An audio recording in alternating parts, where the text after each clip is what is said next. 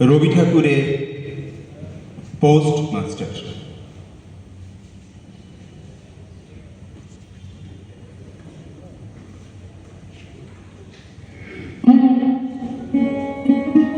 উলাপুর গ্রামের ছোট্ট ডাকঘর।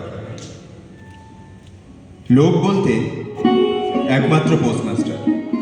সকালে রানার এসে চিঠি দিয়ে দূরের দেশে পৌঁছে দেওয়ার চিঠি নিয়ে চলে যায়। পোস্টমাস্টার বাবু কলকাতা থেকে নিজের কর্মজীবন শুরু করতে সবে এসেছেন এই গ্রামে।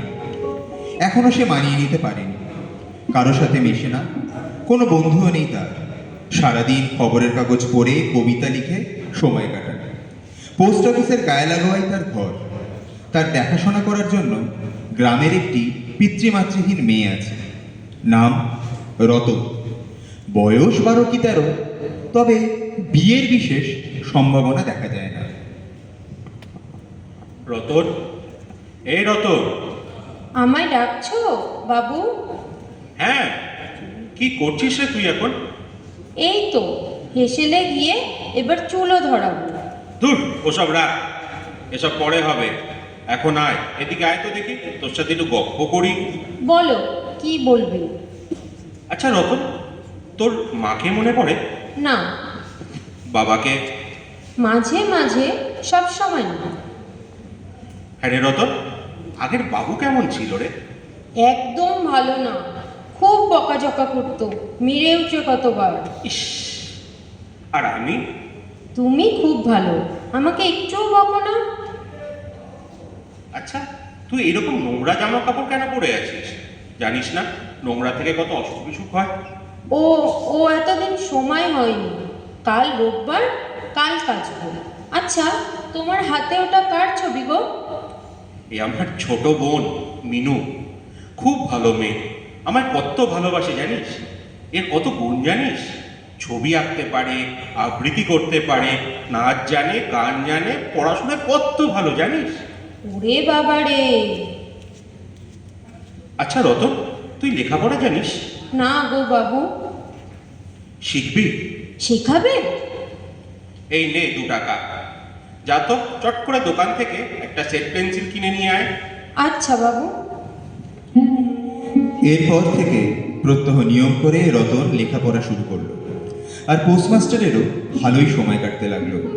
রতন গরিব হলেও ছিল বুদ্ধিমতী, তাই পড়াশোনা শিখতে তার বেশি সময় লাগলো না।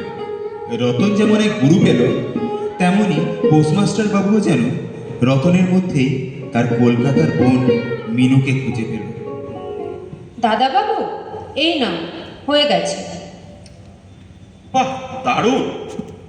তুই এত তাড়াতাড়ি এসব ধরে ফেলবি আমি ভাবতেই পারিনি। তোর মাথাটা তো দেখছি বেশ পরিষ্কার।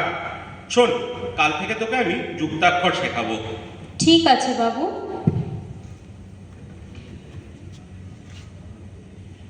এখন যা দেখিনি, চট করে আমার জন্য এক কাপ গরম চা করে নিয়ে আয়। মাথাটা বড্ড ধরেছে, গা হাত পাও কেমন ম্যাচ ম্যাচ করছে। যা যা যা, চা নিয়ে আয়। এখনই আনছি বাবু। পরদিন যুক্তাক্ষর আর শেখা হলো না রতনের। সেদিন রাত্রেই ঘটল এক বিপর্যয়। পোস্টমাস্টারের এলো ধুম জ্বর, বাইরে বৃষ্টি পড়ছে। রতন ডেকে আনলো গায়ের হাতুড়ে ডাক্তারকে। কেমন দেখলে গো ডাক্তার কাকা? বাবু ভালো হয়ে যাবে তো? গতিক ভালো ঠেকছে না রে রতন। গায়ে ধুম জ্বর, গাঁটে গাঁটে ব্যথা, এ কোনো সাধারণ জ্বর নয় রে, এ মনে হচ্ছে ম্যালেরিয়া। তাহলে কি হবে গো ডাক্তার কাকা? বাবুর তো এখানে কেউ নেই। তুই চিন্তা করিস না মা, আমি বাড়ি গিয়ে রঘুকে দিয়ে কুইনিন বড়ি পাঠিয়ে দিচ্ছি।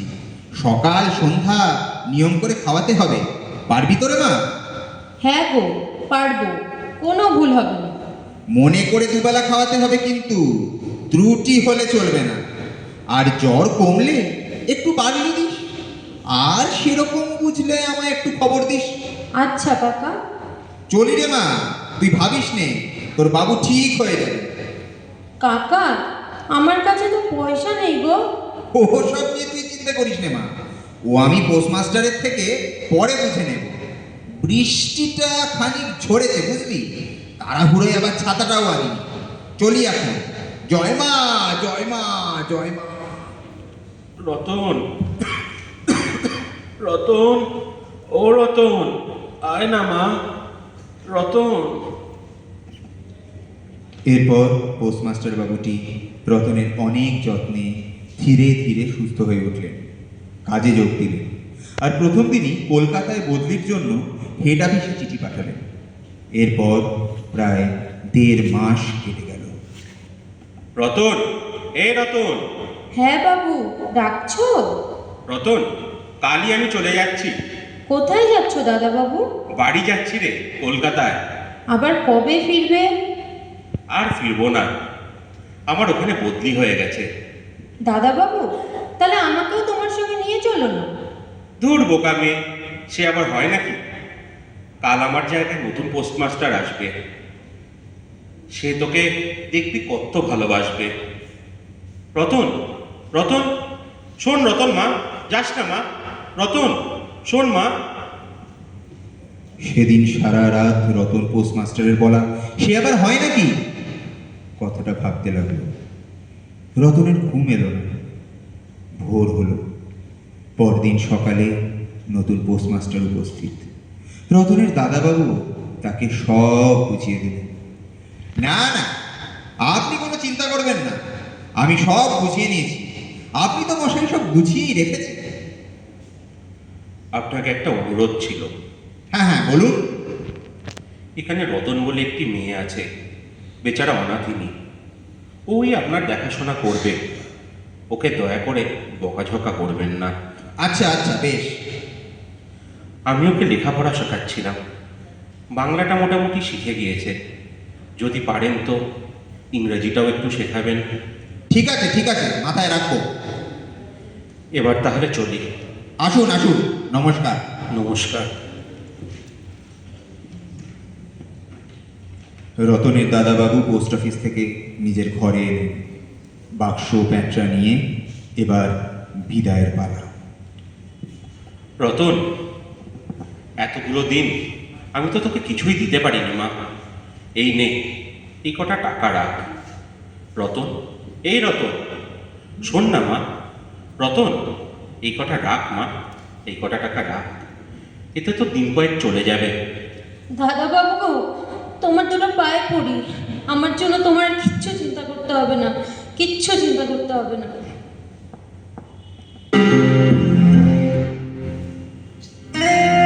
রতন চলে গেল। পোস্টমাস্টার বেশ কিছুক্ষণ রতনের দিকে চেয়ে থাকলেন। তারপর তিনি কলকাতায় যাওয়ার জন্য ফেরিঘাটের দিকে রওনা হলেন। নৌকো ছাড়ল, বৃষ্টি নামল। সেই সঙ্গে পোস্টমাস্টারের চোখ কান্নায় ভিজে এলো। একবার তার মনে হলো ফিরে যায়, কিন্তু ততক্ষণে গ্রাম থেকে অনেক দূরে নৌকো পৌঁছে গেছে। অন্যদিকে রতন সহজ সরল মনে পোস্ট অফিসের চারিদিকে ঘুরে বেরিয়েছিল। ভেবেছিল দাদাবাবু ফিরে আসবে, কিন্তু রতনের সেই আশা পূরণ হয়নি। এভাবেই মানুষ মনে মিথ্যা আশা নিয়ে বাঁচতে চায়, আবার সেই আশা যখন ভেঙে যায় তখন আবার নতুন এক আশাকে আঁকড়ে ধরার জন্য মন ব্যাকুল হয়ে ওঠে। এরপর রতনের কিংবা সেই পোস্টমাস্টারের কি ঘটল তার খবর কেউ রাখে, কেউ না। ধন্যবাদ।